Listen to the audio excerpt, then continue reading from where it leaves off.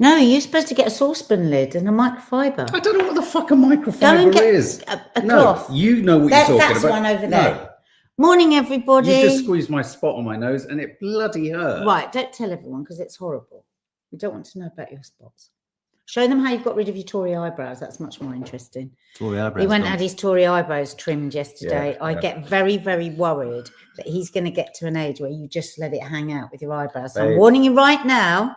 I can still get the ick if you're 80. No Tory eyebrows. I'm going to be a svelte 80-year-old. You're going to just rip my clothes off. It's the Tory. I can't do it. They're handlebars. I can't do the hair coming out the ears. I can't do the hair coming out of the eyebrows. All right. Well, what about the hair coming out your cheek?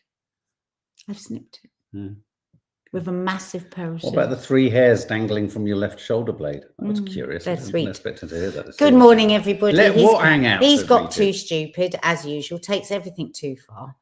Can you believe he bought one of those cups for himself and didn't buy one for me? It was a test, babe. Imagine if Richard had done that to Judy.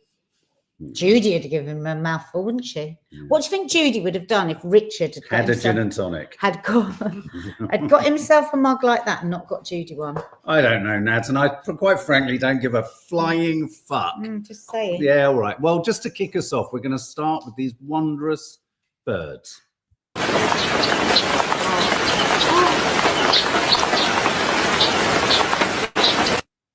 It's just a bird. It's just a bird umbrellaing her baby. Oh, I've just seen you haven't got the thing that I said for the end. What thing?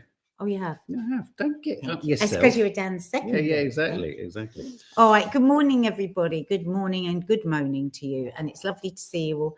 See, Jackie Vellino loves that cup. Edward Bevington, a man's cup is sacrosanct. Maybe Jackie Vellino would like a cup like that. Except I do have issues with it. Let's ask a question. If we were to make these available, would you prefer a ceramic mug or a metal mug?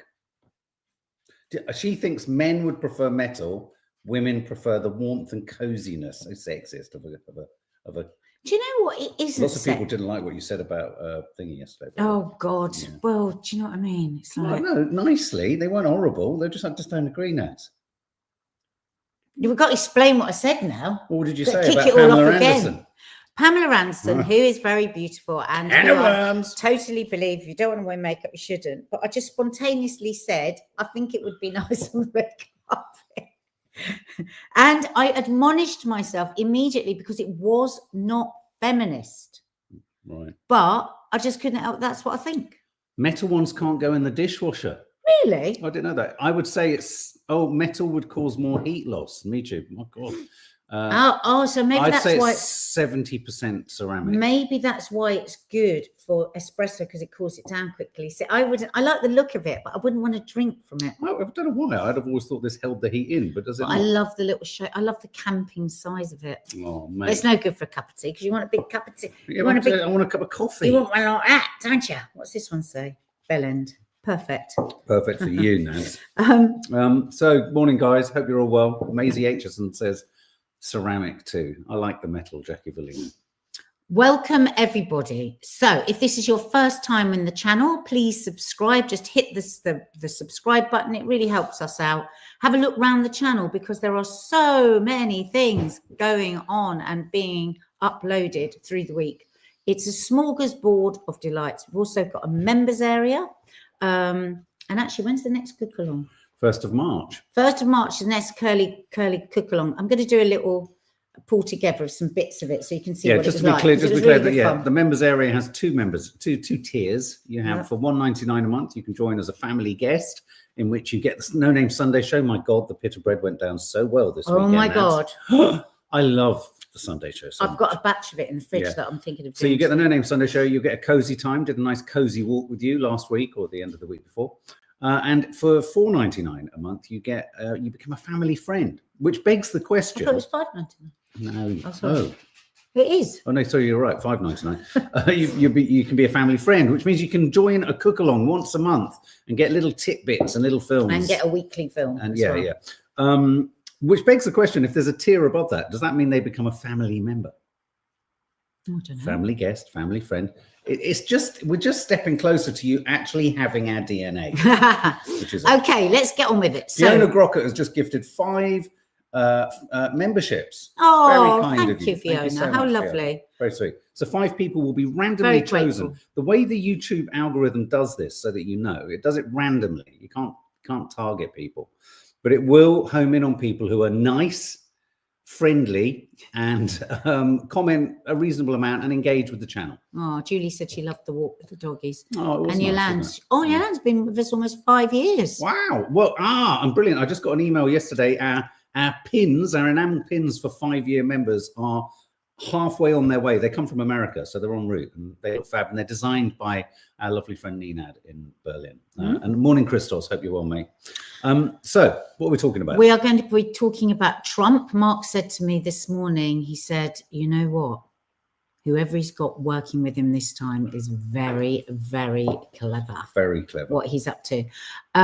Also, Doctor Who. And axing, and we're going to need your help on that because we don't watch Doctor Who, and we want to know what you think. Because apparently the viewing figures have been absolutely dreadful. Meghan's gloopy rebrand, and no, Mark, that sounds like constipation with her. It needs to be constipation in children. There's not enough words. Oh God, but that's don't dick me. But you but don't people know how need to know about. When you stand there with your ass up your finger, finger up your ass, just going, oh well, maybe we should. I'm trying to distill it down to just 50 characters. I think you've got to take dismantled down and put children, because it looks like it's Meghan that's got constipation. I'd click. Mark, you can't. Maybe Meghan. Well, let's watch her gloopy constipation film in a minute. Anyway, there's a lot of people that are very worried about their children's. Yeah, no, this is the idea that constipation in kids is on the rise, and it's massive. I have some, not with our kids, but I have some experience in this matter. matter. I've got some experiences of my own as a kid, which I'm going to share with you. But it's just awful, yeah. It's really upsetting. Let's talk first of all about Trump and really about Ukraine, and let's talk about the global political situation. This kind of news is the kind of news that probably when most people sort of hear this or see this on the news, it's quite easy to be turned off by it because it feels insurmountably huge. And it's almost like as soon as you hear something that says global news, or if I hear something that says European, even I, who kind of, I'm really quite hungry and interested in all of it, there's a little part of me that goes, oh God, can I be bothered? This is going to be, tedious. But important, you recognize it's important. But really this kind of topic is evolving out of the fact that the US is currently in a sort of meeting in, is it Dubai or Saudi Arabia, with Russia. They're around the table, and America is saying this is about scoping out whether Russia is serious about some kind of ceasefire and an end to the war in Ukraine. No one will Saudi. No one will know for sure. Russia's going to have a whole heap of requirements.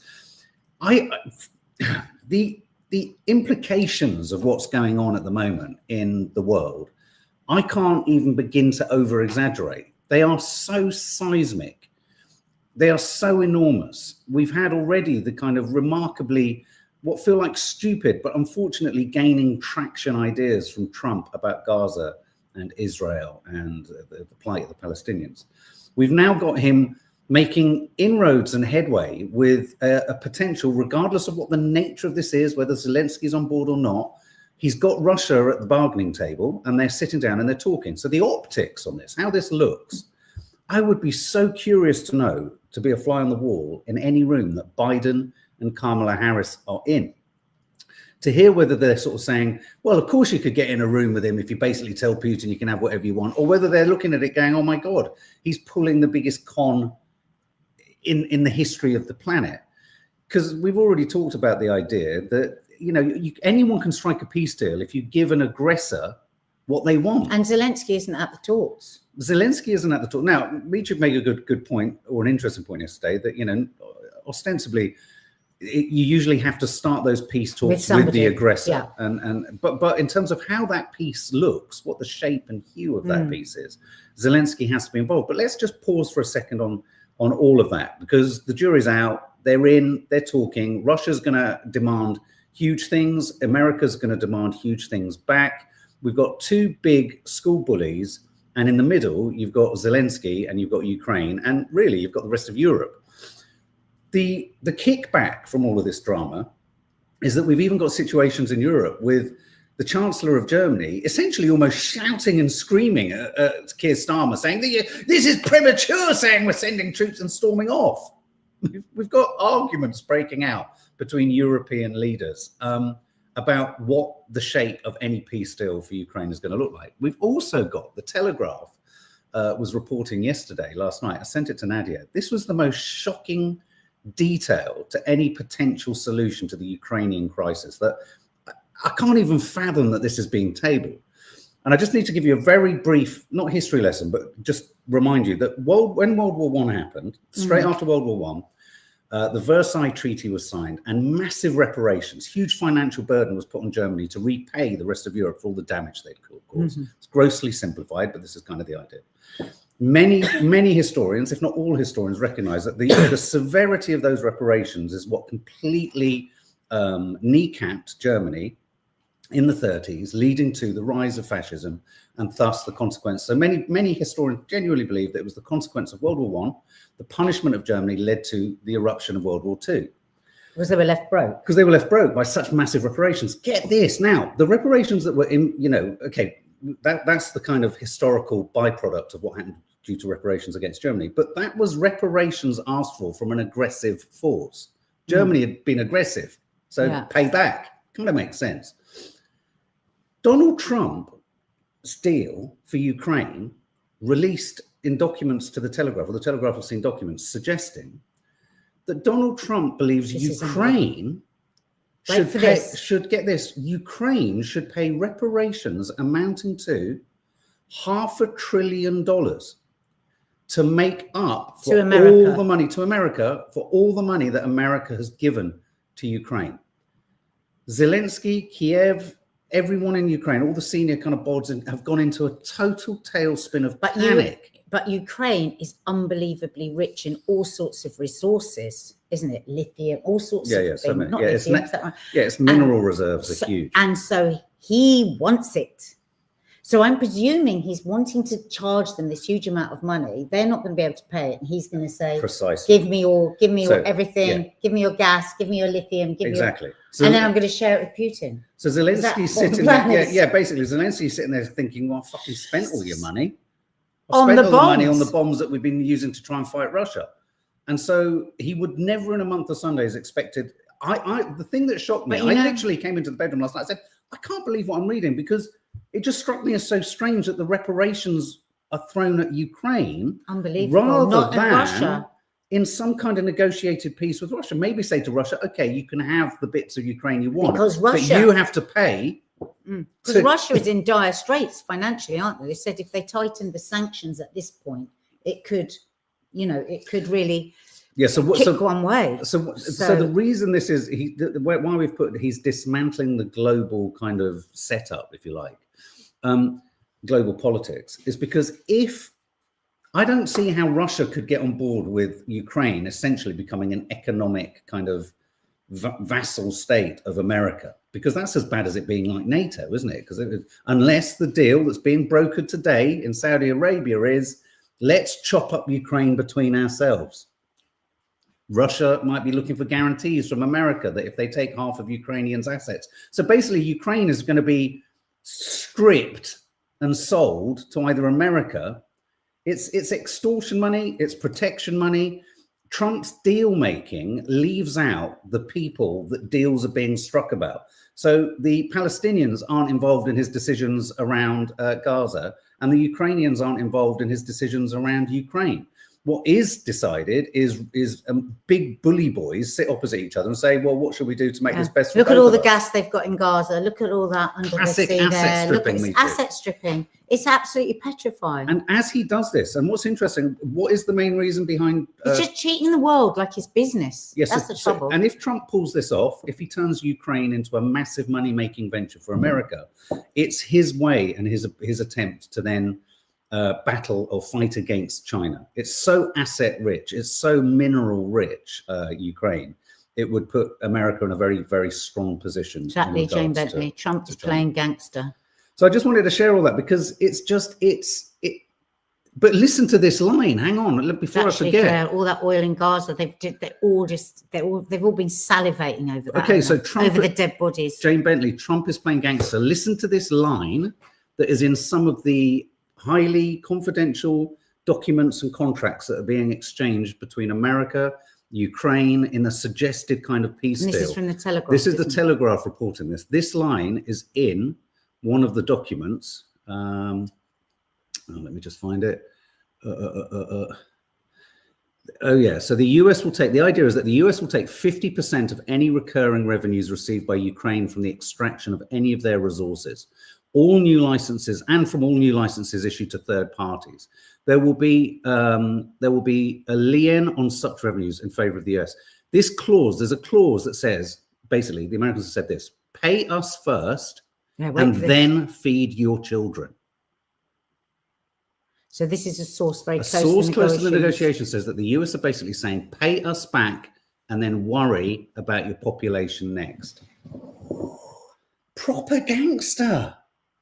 Just there are no words left. And then you've got Starmer running around in half of the army uniform, change, sort of saying, let's get our troops in there. The German Chancellor's going, fuck you, mate. This is all too soon. We don't want to, you know.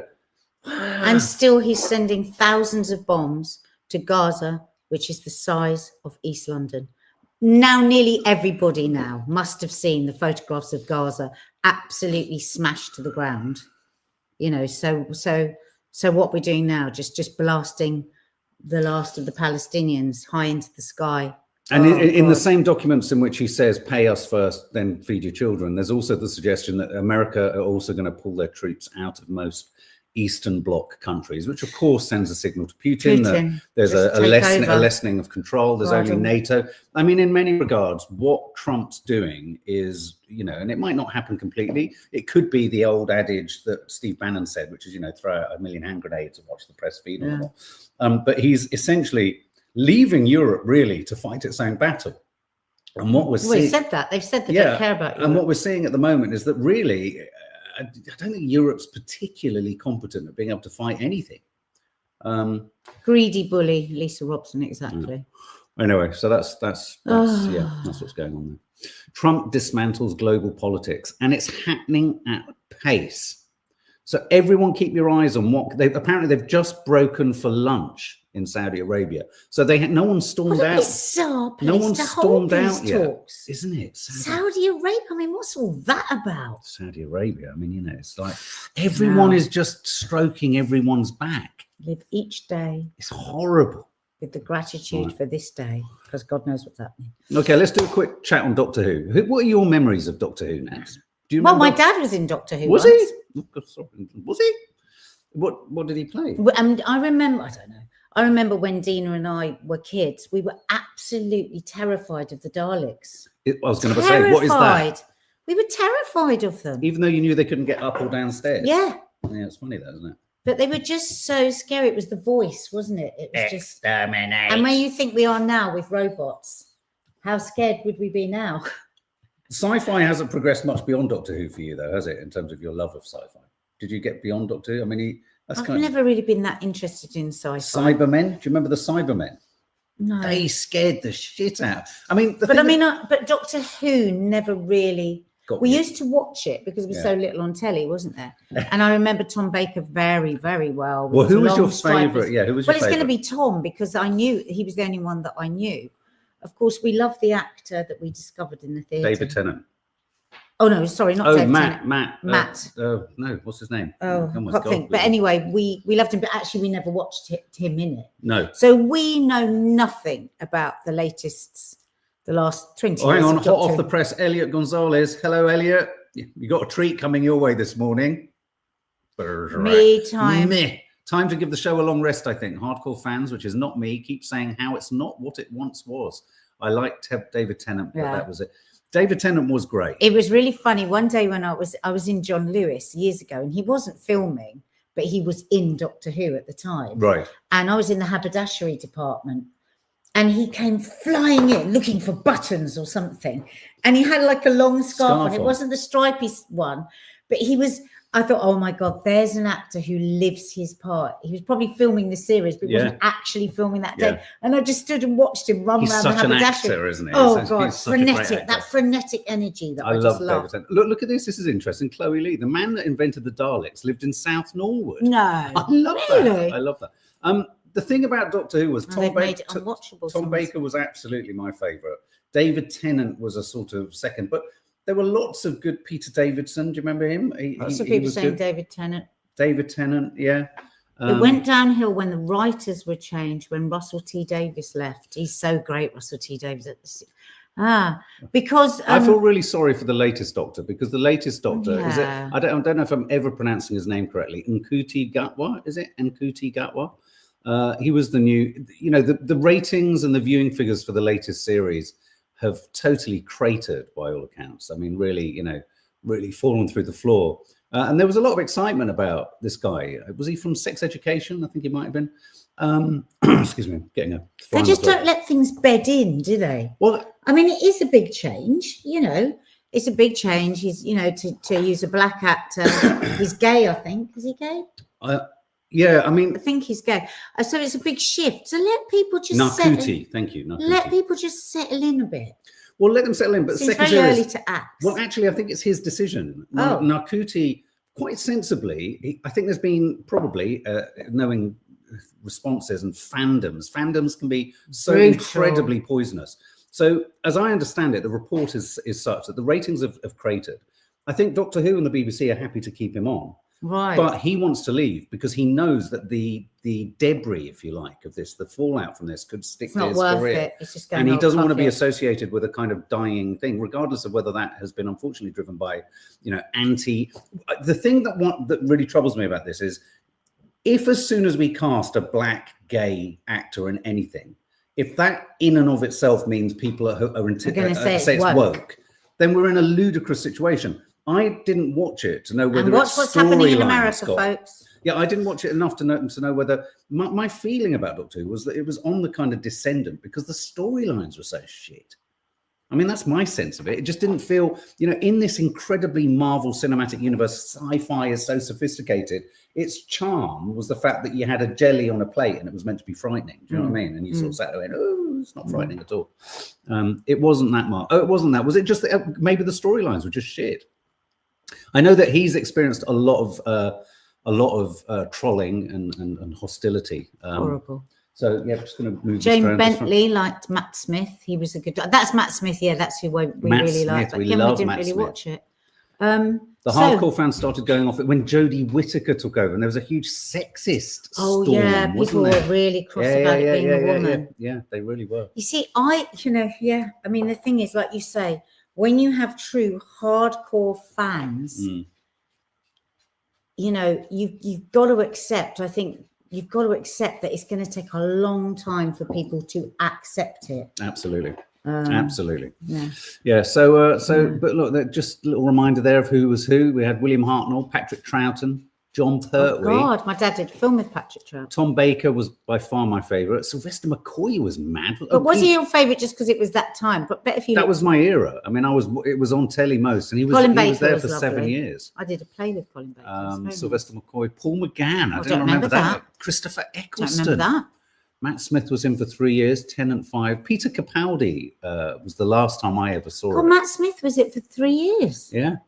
But you're right, Michu. I think the problem with the... So they did let it bed 18, 19, 20. Gosh, she was Doctor Who for ages. Yeah. Oh. But the thing I think they needed to do with it was make it go really dark. Like Elon Musk saying, I'm dark MAGA. You need dark Doctor Who. It's all a bit too breezy, isn't it? Everything's too dark these days. No, make everything darker. Should we do Meghan? Let's do Meghan last. Let's do Constipation. Oh, okay. Constipation. Have I got any graphics for this? I have actually. I've got toilet doors. There you go. Look at that. Does anyone remember going to the toilet at school? It was hideous, wasn't it? Well, the other night, we were having this conversation, and grown women were sat there saying to me that they will not go to the loo at work, at school. They will not do it. Why? Because the dirty seats? No, they will not have a poo because it is too embarrassing. But no one's in there with you. What's No, I know, but that's what I mean. But I wonder if many of those were people that suffered with constipation. So more than 44. Listen to this number: more than 44,000 children were admitted to hospital with constipation last year. Now, I probably wouldn't have believed that if I'd seen that. But again, because I worked years ago on a live hospital program called City Hospital, we actually covered this story a couple of times. Kids coming in, being put under like a proper operation, to take because the they have got so constipated, compacted. And I interviewed a number of parents over that time, and the embarrassment that they felt, and the shame almost that they felt, it was just heartbreaking. Because the first thing you think is, well, is this child getting enough fiber? Because these are the things. So if a child's not getting enough fiber, if they're dehydrated, which, let's face it, when we were at school, we were laughing about this the other day. We were saying, never saw liquid. God, because we were talking about how Hugh Grant gets really annoyed with people carrying water bottles. And do you remember when you were at school, you went to anything to drink? It was like, no, you just didn't get to drink. Well, every now and then, whenever a beaker came out, a beaker was an exciting thing. You weren't allowed to drink. Beaker of juice. Yeah.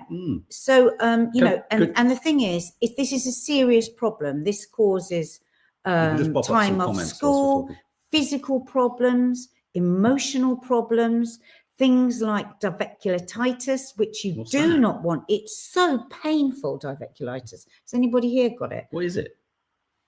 It's basically where you get little pockets, like along your something inside, your village. and then like bits of food will go into it, and then they'll get like poisonous, and then you get this terrible pain.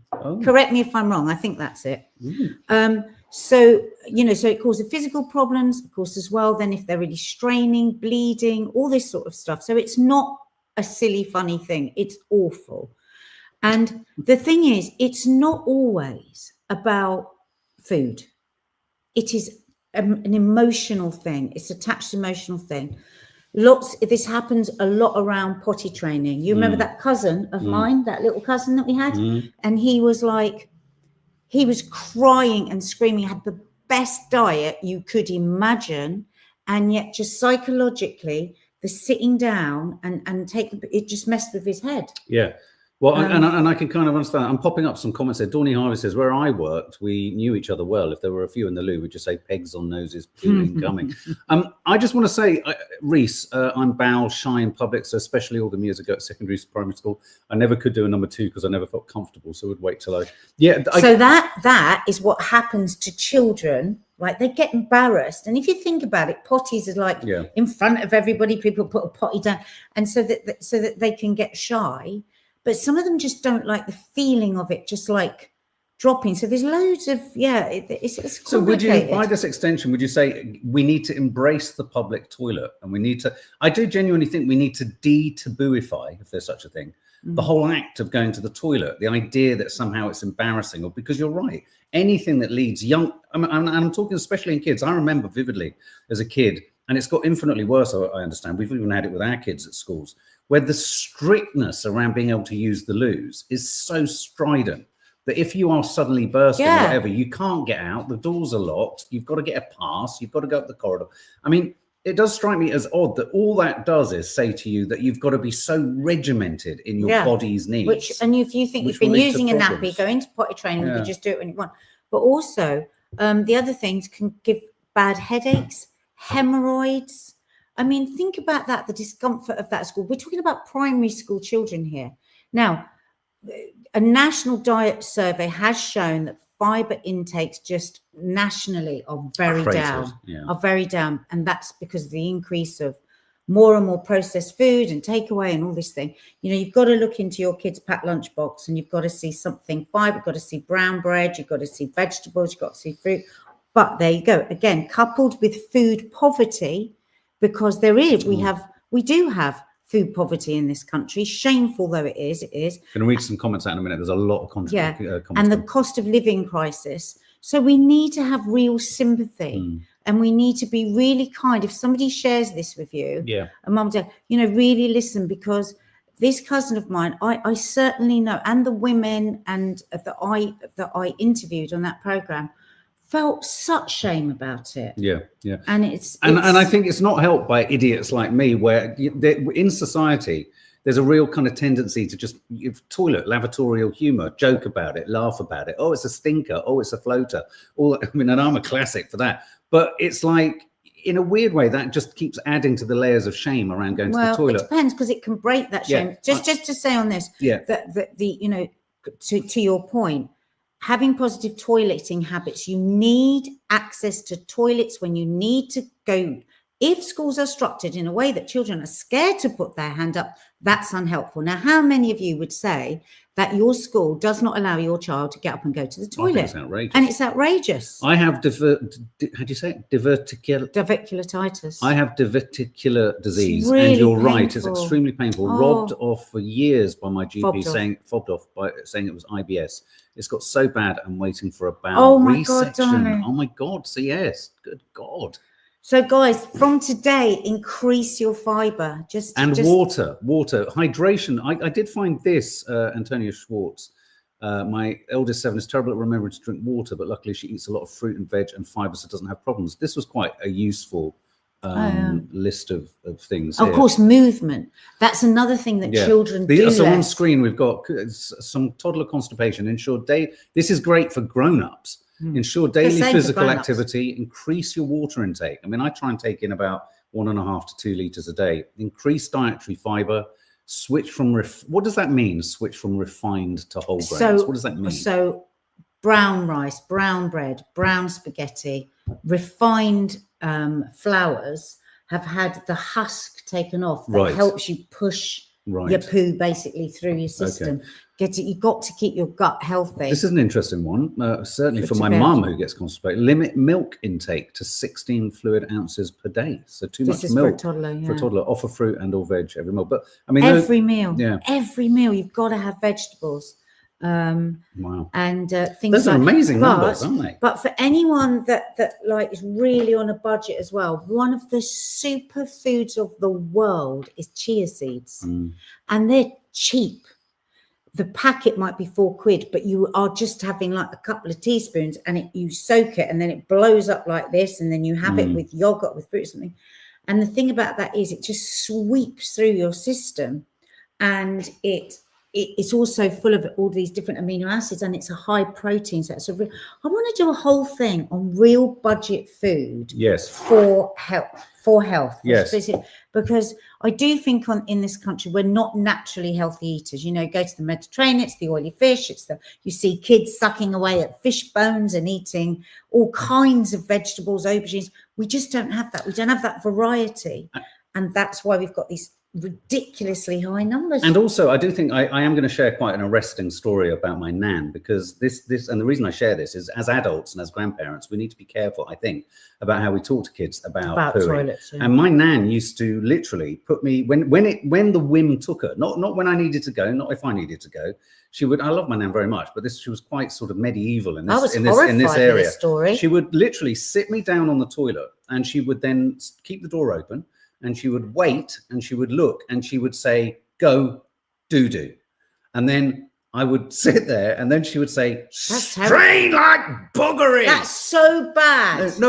And I remember looking at her petrified. Makes me really cross. And she would like, "Just do something, love, do something." And I'd be like, "Nan, I can't go." It's so weird. And then she'd come in, and she'd look, and she'd go, "That's barely a rabbit's dropping." Oh, you poor thing. I don't like that story. I was literally scared. Honestly, I hate that story. It was a different generation. It was a different generation. Oh, don't. It makes me go all funny. Oh, sorry. I'm so glad that you didn't have like huge problems from that. I know. No, I'm really lucky. And I can go to the loo quite easily. So I love my nan so much, but my God, in that area, she was frightening.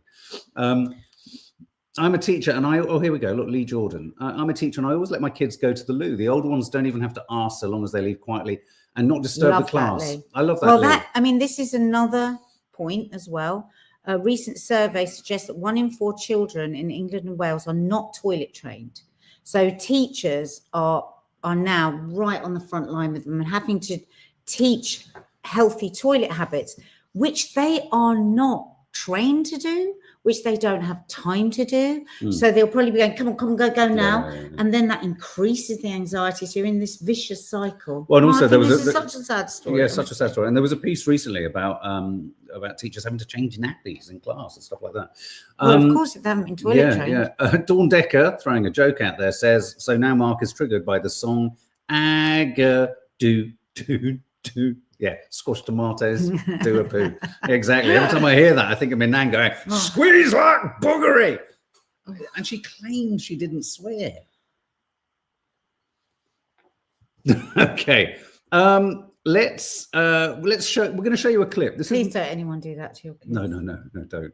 They might think that's the way to do it. Isn't it funny though? But the part of it that was most frightening was when she'd sit on the top. I don't want to know anymore. Okay. I don't like that story. Okay. All right. Let's have a look at Meghan Markle. Now, we're not fans of the Meghan Markle bashing, but she is part of that sort of, I see it as global gloopy la la land lifestyle. This isn't about Meghan, and she's taken our prince away, and he's very happy. He wanted to go to LA. He's got agency. He has agency. But this is more about think Gwyneth Paltrow, think like movie stars that just haven't got a bloody clue about what real life is. And you're going to be surprised by what I felt at the end of this. What I felt at the end of this was something quite unusual for me. Really quite unusual. Is it something you're going to have to teach yourself? It's recording.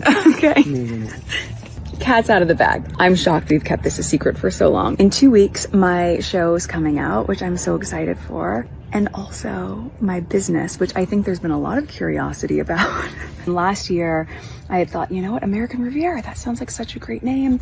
It's my neighborhood. It's a nickname for Santa Barbara. But it limited me to things that were just manufactured and grown in this area. Then Netflix came on, not just as my partner in the show, but as my partner in my business, which was huge. So I thought about it, and I've been waiting for a moment to share a name that I had secured in 2022, and this is the moment. And it's called As Ever. As Ever essentially means as it's always been. And if you followed me since 2014 with the TIG, you know I've always loved cooking and crafting and gardening. This is what I do, and I haven't been able to share it with you in the same way for the past few years, but now I can. So as things are starting to trickle out there, I wanted you to hear it from me first. Of course, there will be fruit preserves. I think we're all clear at this point that jam is my jam. But there's so many more products that I just love that I use in my home, and now it's time to share it with you. So I can't wait for you to see it. Thanks. Is that it? Wait. As ever. That's her brand, As Ever. Oh. She's rebranded to As Ever. She's very watchable and she's very pretty. I mean, I think the thing is with Meghan, the thing I was going to say was, that she's just she is what she is. A British, right? Yeah, you're absolutely. I know what you're going to say. It's the Americanness of her that, like, I found that so watchable. That was the point I wanted to make. I couldn't stop watching it. Her face she's just so beautiful. And that shirt was about £2,000. I was looking at that shirt going, that's the kind of white linen shirt I've always wanted. You know, that one that you just throw casually on, but it's like costs a fortune. She's also got a Disney fairy princess's nose. Oh, yeah. I'm going to want, like Gwyneth, I like Kim, like the Kardashians. I just find these worlds that I know nothing about, that I will never get to walk through, fascinating. Fiona Grocker has summed it up. We all need fruit preserves. Now, I came out of that thinking, I want some of her jam. Everyone knows now that jam is my jam. I like that line. I wondered whether you could do a little bit of a skit there. Maybe Meghan. Well, no, then you get told off for being something. I don't know. I don't care about being told off for all something. Right, Jesus Christ. Is anyone my mother, my father? Well, yes, they're next door. Yeah, and even them, I never let them tell me off. But I genuinely want to say, anyway, I went online somewhere and then I found a photograph of some of her jam. She does editions, you know, like artists. You get one of 50. She started off, and this was clever. As ever. She made some and she sent them off to her famous friends to put on social media first. Now, people might say, it's said in a snide way, right? But it's not. If you're starting up a business and you've got people, if you've got contacts that can help elevate your business, what is wrong with that? If Stephen CEO did it, if you know, that's the way of business. People don't want her to cut. If somebody dresses up 100, you know, very schmaltzy, and does the red carpet and does all of that to sell their film, then that's part of the business. And if you're going to be selling jam is not easy to sell. Let's get Let's get a range of opinions here. Rachel Pickard. I don't think she's watchable at all. My bullshit radar goes crazy. Yeah, but that's because it's so thoroughly British. It's what you do. It's networking. It's Kardashian. It's like the new Kardashian. That's for me. I just exactly, watch. Nadia. Nothing wrong with self-promotion as a business. No, not at all. Look, have you seen these coffee moaning there somewhere? Don't want to watch her or to hear her story. Meghan never wanted the royal lifestyle of living in drafty castles and traipsing around reigning Britain, shaking hands. I mean, Jesus Christ, have you seen her garden? Shaking hands with peasants. Yeah, the Disney-fied princess is not real, but her nose is more Disney princess than anything else I've seen in life. She's got exquisite nose. Okay, well, that was Meghan. Shall we show some funny clips to end on? Well, jam is not easy to sell, Nads. Great quote there, Well, Nads. it's not. You're going to need help, isn't it? She should take that and put it on her product. Jam is not easy to sell. Jam is my jam. Well, because like, how much jam do you need? I mean, I buy a pot of jam and it's bloody still there. Zoe Agnew, she's a bit tone deaf. You know Tone what? deaf. And yes, she might be, but can I she's just in say, her life, isn't she? but I also genuinely think, for all of the criticism that's been leveled at her, is this? I didn't know her before. Isn't she now pivoting back to what she did actually? She was a lifestyle influence. Didn't she do that as part of her? No, she was an actress. I know she was an actress, but she used to. Didn't she then go online and do lots of kind of stuff? Well, if you've been following her since 2014, you'd know, because apparently that's when she started liking jam. Jam's her jam. Okay, we're going to show you some funny clips. I just want to show this one. Nadia wanted to show.